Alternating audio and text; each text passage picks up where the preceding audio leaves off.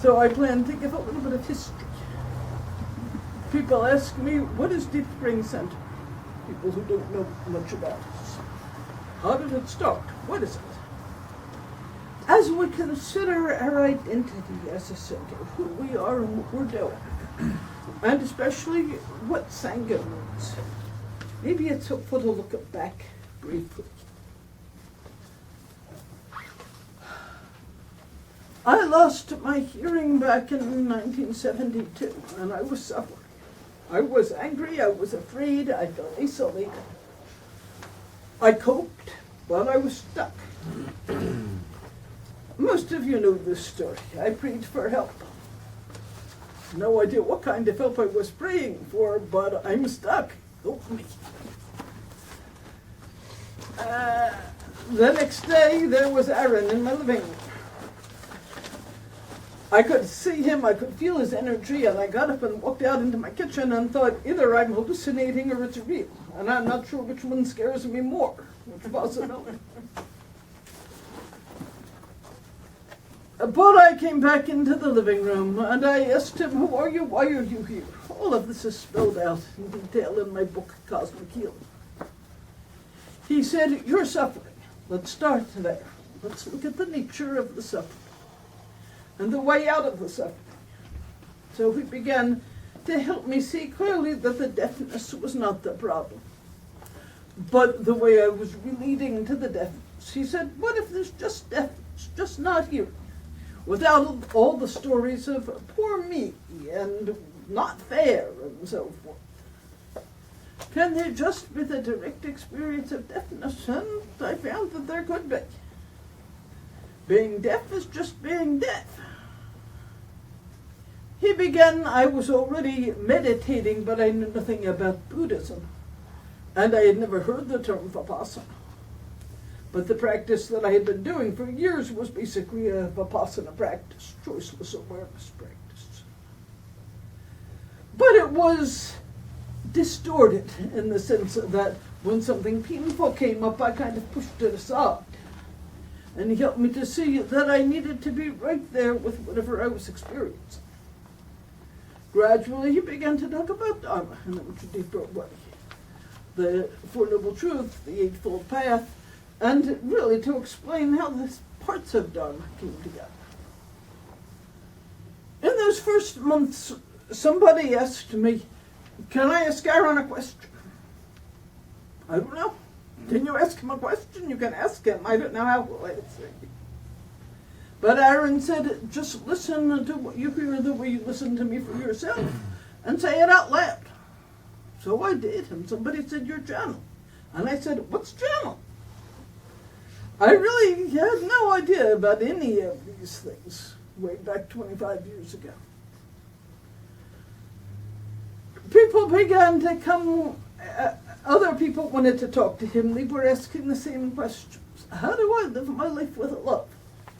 What do I do about negative emotions? How do I find deeper compassion? So we began to meet once a week with Aaron. First 6 people, then a dozen people, then we were filling my living room and overflowing. And simultaneously, Aaron said, those people who are coming to meet with me to talk about these things, you need to deepen in your meditation practice. So you have a tool to work with what you experience. So we started teaching meditation on another night, Aaron teaching it really. For the people who came to my living room back then, a few of you were there, the original living room crew. Aaron was the teacher for meditation. A few people, we started to have retreats at Sunnyside. I met John, I was teaching with John. People came to me and said, let us take this off your shoulders, the routine stuff off your shoulders so you can focus on teaching in general. So a non-profit organization, Deep Spring Center for Meditation and Spiritual Inquiry was formed. Most people came to both. we weren't really dividing it, but those people who really wanted to focus on deepening their meditation practice came to the meditation part.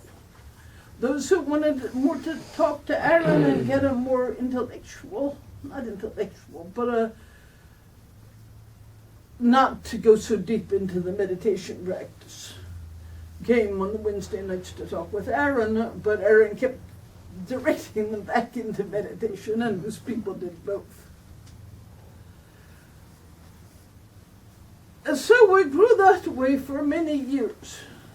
And at that point, maybe there were about 40 or 50 active people, most of them coming to retreats.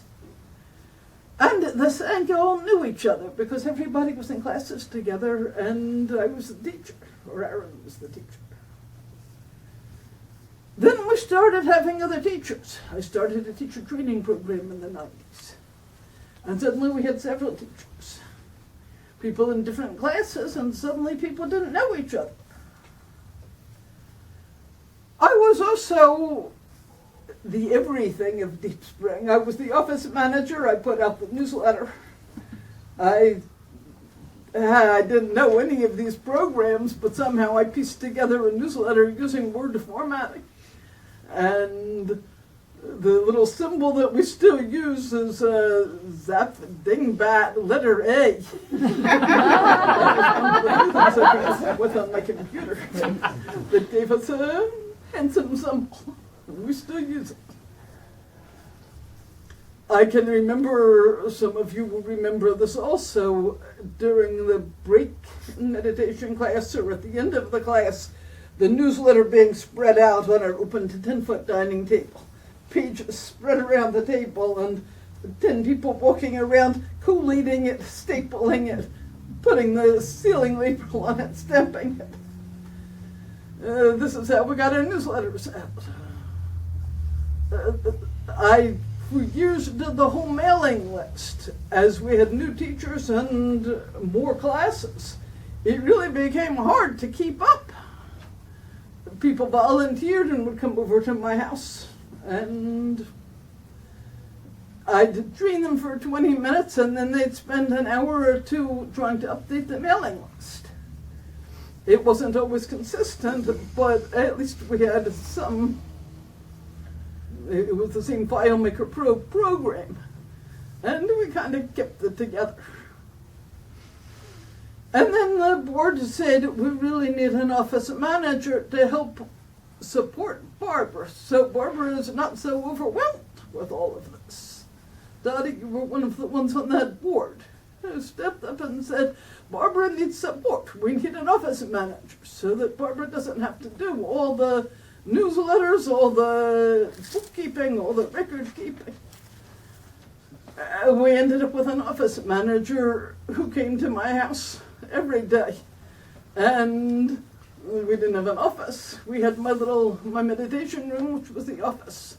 So she had a key and she would let herself in and work at the desk a couple of days a week. Then we moved here. And of course, we've got a lot of teachers now, a lot of classes. When I look around today, I really know all of your names. But there have been meetings here where I did not know everybody's name. There are so many classes, so many new students, and it's wonderful. This is Sangha.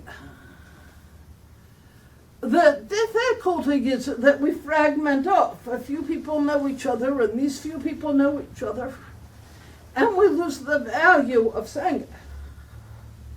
So a vital question to me is, how can we bring this back together?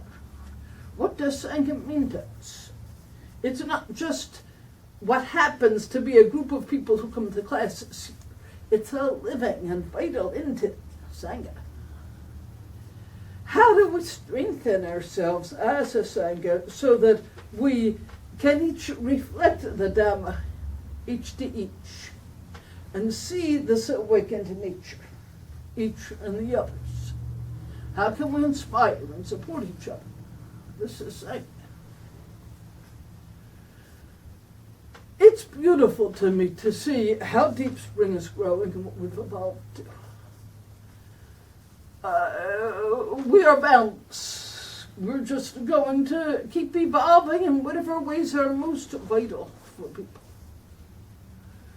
Each finding what they can best use here and leaving the rest. There will always be, now that we have a wide range of classes, there will always be classes that interest you and classes that don't interest you. There's nothing special you should be doing, except your practice. That's all. When I talk to people, ask, what do you value most about what you've gained here? It's always the same answer: to live with more kindness, to live with more presence. It's the title of Aaron's first book, Presence, Kindness, and Freedom. I have freedom not to yell at people now, because I've learned to live with more presence and more kindness. I have freedom not to create unwholesome karma for myself and others. I have freedom to live from my heart. That's all we're teaching here. And it's beautiful. And it so deeply inspires me. That said, I'm going to turn this over to Aaron for a few minutes.